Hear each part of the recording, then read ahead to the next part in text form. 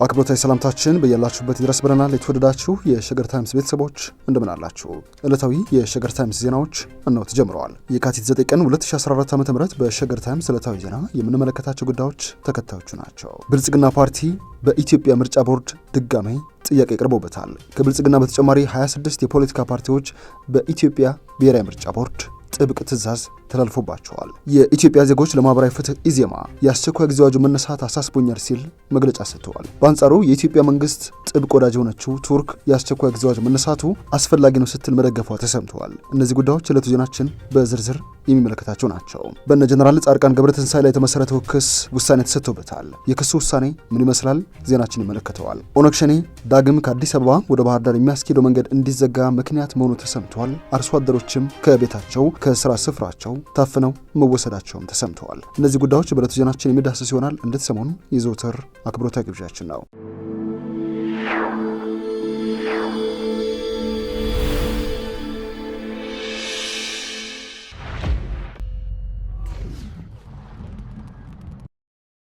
ብልጽግና ፓርቲን ጨምሮ 26 የፖለቲካ ፓርቲዎች ጠቅላላ ጉባኤያቸውን በአንድ ወር እንዲያካሂዱ ቀነ ገደብ ተሰጥቷቸዋል። የኢትዮጵያ ምርጫ ቦርድ ገዢው ብልጽግና ፓርቲን ጨምሮ 26 ሀገር አቀፍና ክልላዊ ፓርቲዎች በአንድ ወር ጊዜ ውስጥ ጠቅላላ ጉባኤ እንዲያካሂዱ ቀነ ገደብ አስቀምጧል። ቦርዱ ጠቅላላ ጉባኤ እንዲያካሂዱ ማሳሰቢያ ከሰጣቸው ፓርቲዎች ውስጥ የአማራ ብሔራዊ ንቅናቄ አብን፣ የኦሮሞ ፌዴራላዊ ኮንግረስ ኦፌኮ፣ ነጻነትና እኩልነት ፓርቲ ነእፓ፣ የኦሮሞ ነጻነት ግንባር ኦነግ ይገኙበታል። ምርጫ ቦርድ ባለፈው ዳር ወር ከፓርቲዎች ጋር ባደረገው ጠቅላላ ጉባኤ ያላደረገው ሁሉም ፓርቲዎች የአስቸኳይ ጊዜ አዋጁ በተነሳ የአንድ ወር ጊዜ ውስጥ ጠቅላላ ጉባኤያቸውን እንዲያከናውኑ ውሳኔ አስተላልፎ ነበር። ይህንኑ ውሳኔውን በመመርኮዝ ዛሬ ረቡዕ የካቲት 9 ቀን ባወጣው ማስታወቂያ 26ቱ የፖለቲካ ፓርቲዎች በአንድ ወር ጊዜ ውስጥ ጠቅላላ ጉባኤ እንዲያካሂዱና የሰነድ ማሻሻያዎችን አድርገው ለቦርዱ እንዲያስገቡ አሳስበዋል። ቦርዱ የፖለቲካ ፓርቲዎች ጠቅላላ ጉባኤያቸውን እንዲያካሂዱ በመጀመሪያ የወሰነው ከስድስተኛው ሀገር አቀፍ ምርጫ መጠናቀቅ በኋላ የነበረ ሲሆን ከምርጫ በኋላ ጠቅላላ ጉባኤ ያደረጉት ሁለቱ ፓርቲዎች የኢትዮጵያ ዜጎች ለማህበራዊ ፍትህ ኢዜማና የኢትዮጵያ ብሔራዊ አንድነት ፓርቲ አብአፓ ብቻ ናቸው።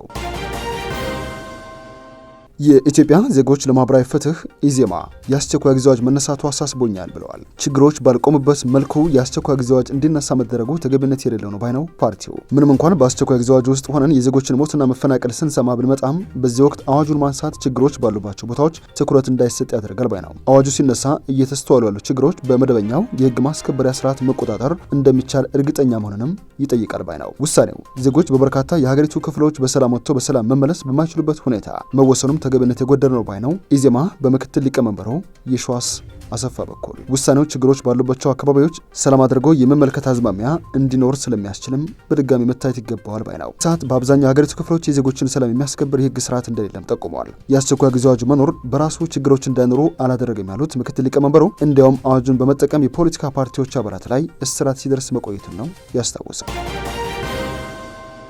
ከዚህ በተቃራኒው የኢትዮጵያ ማዕከላዊ መንግስት ቁልፍ አጋር የሆነችው ቱርክ በኢትዮጵያ ሰላምና መረጋጋት ለማምጣት የአስቸኳይ ጊዜ አዋጁ መነሳት ትክክለኛ እርምጃ ነው ብላለች። የቱርክ የውጭ ጉዳይ ሚኒስቴር የህዝብ ተወካዮች ምክር ቤት የአስቸኳይ ጊዜ አዋጁ እንዲነሳ መወሰኑን ሀገሪቷ በበጎ እንደምታየውና እንደምትቀበል ነው ያስታወቁት። ውሳኔው በኢትዮጵያ ሰላምና መረጋጋት ለማምጣት የሚያስችል ትክክለኛ እርምጃ እንደሆነም ቱርክ እንደምታምን ሚኒስቴሩ አስታውቋል። በኢትዮጵያ ሰላምና መረጋጋት ለማምጣት የሚደረገው ሁሉንም ጥረቶች መደገፏን እንደምትቀጥልና ለስኬታማነቱ ከሚመለከታቸው አካላት ጋር ትሰራለች ሲል የቱርክ የውጭ ጉዳይ ሚኒስቴር ባወጣው መግለጫ አስታውቋል። እንደ ኢዜአ ዘገባ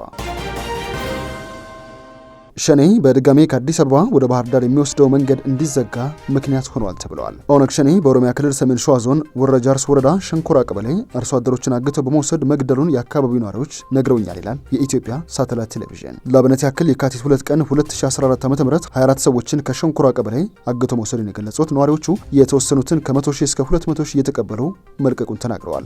መክፈል ያልቻሉትን እዛው እንደገደሏቸው አክለዋል። በዚህም ዛሬ ብቻ የ7 ሰዎችን መርዶ ማውጣታቸውን ነው ነዋሪዎቹ የሚገልጹት። አሸባሪ ቡድን ፖለቲካ በማያውቁ አርሶ አደሮች ላይ እየፈጸመ ያለውን ግድያ አጠናክሮ መቀጠሉ ነው አስተያየት ሰጪዎቹ የጠቆሙት። ቤተሰቦቻቸው ታግተው የተገደሉባቸውና የአካባቢው ነዋሪዎች ቤተክርስቲያን ሄደው እርማቸውን ካወጡ በኋላ በጎሃ ጽዮን ከተማ ፖሊስ ጣቢያ በመሄድ ተቃውሞ ማሰማታቸውን ነው ኢሳት የዘገበው። በዚህ ተቃውሞ ምክንያትም ከጎሃ ጽዮን ባህር ዳርና ጎንደር የሚወስደው የአባይ በረሃ መንገድ መዘጋቱንም ነዋሪዎቹ ገልጸዋል።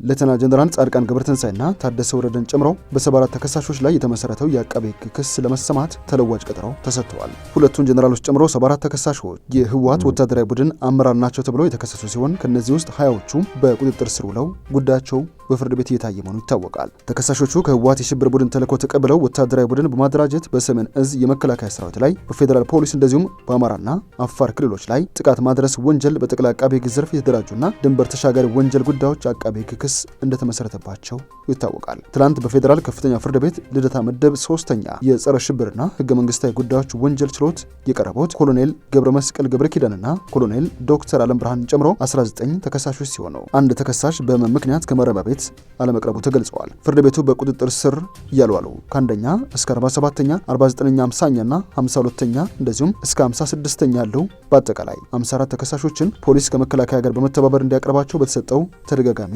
ተለዋጭ ቀጠሮ አለመቅረባቸው ተከትሎ ፖሊስ ያለቀረቡበትን ምክንያት እንዲያስረዳ ታዞ ነበር። ይህንን ተከትሎ የፌዴራል ፖሊስ ኮሚሽን ተከሳሾቹ የቀድሞ መከላከያ ሰራዊት አባላት እንደነበሩ በመጥቀስ የትግራይ ልዩ ኃይል አባል በመሆን በጦርነቱ በመሳተፍና በመምራት ላይ የነበሩ መሆናቸውንም አብራርተዋል። አቃቢ ሕግ በበኩሉ ተከሳሾቹ የተከሰሱበት የወንጀል ሕግ ድንጋጌ ከ12 ዓመት በላይ የሚያስቀጣ መሆኑን በማብራራት በጋዜጣ ጥሪ እንዲደረግላቸው ተደርጎ የማይቀርቡ ከሆነም ያልቀረቡ ተከሳሾች ጉዳይ በሌሉበት እንዲቀጥል እንዲታዘዝ ፍርድ ቤቱን በመጠየቁ ፍርድ ቤቱ በወንጀለኛ መቅጫ ስነ ስርዓት ሕጉ መሰረት ያልተያዙ 54 ተከሳሾች በጋዜጣ ጥሪ እንዲደረግላቸው ትዕዛዝ በመስጠቱ የኢትዮጵያ ፕሬስ ድርጅትን የጋዜጣ ጥሪ ውጤት ለመጠባበቅ የካቲት 8 ቀን 2014 ዓ.ም ተለዋጭ ቀጠሮ መስጠቱ ይታወሳል። በመሆኑም ፍርድ ቤቱ ለካቲት 8 ቀን 2014 ዓ.ም በያዘው ቀጠሮ በቁጥጥር ስር ያልዋሉ 54 ተከሳሾች በጥር 16 ቀን 2014 ዓ.ም በታተመው የአዲስ ዘመን ጋዜጣ ጥሪ የተደረገላቸው መሆኑን አረጋግጧል። በዚህ መሰረት ፍርድ ቤቱ በቁጥጥር ስር ያልዋሉት 54 ተከሳሾች በችሎት ባለመቅረባቸው መዝገቡ በሌለበት እንዲታይ በመወሰን የአቃቤ ሕግን ክስ ለመስማት ለካቲት 22 ቀን 2014 ዓ.ም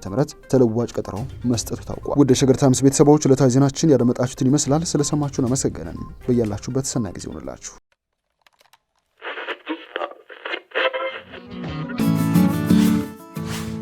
ሸገር ታይምስ ሚዲያን ሰብስክራይብ በማድረግና ደወሉን በመጫን ይከተሉን።